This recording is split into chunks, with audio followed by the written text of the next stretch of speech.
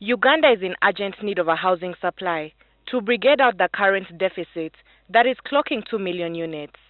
The Ministry of Housing and Urban Development says that the housing policy must be integral and private sector-led in delivery of new accommodation. Nationally, we are talking of 1.6 to 1.7 units as a backlog. In Kampala alone, we are talking of 72,000 housing units. In the rural areas, we are talking of around 1.25. In the urban areas, we are talking of around 0.22 housing units as a deficit. And for property developers who are out to meet this large housing deficit, a litany of bottlenecks stand in their way. If I have to do a house where I'm selling for 50 million shillings just to go beyond 20 kilometers radius of the city center.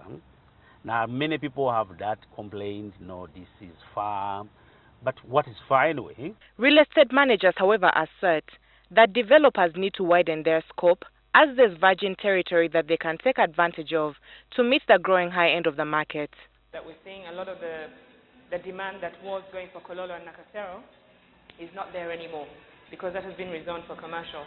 So locations like Mutungo, like Luzira, like Butarika now as well are becoming, really marketable for prime residential property. Much of the deficit is actually in the lower income. But again, given experience is that if you address only the middle and the lower income, the upper income will encroach on what has been provided for. We applaud the other investors to look even in other segments of the market.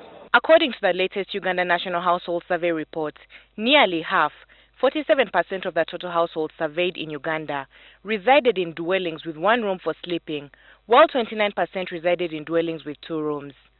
Ingrid Nantege, NTV, Business.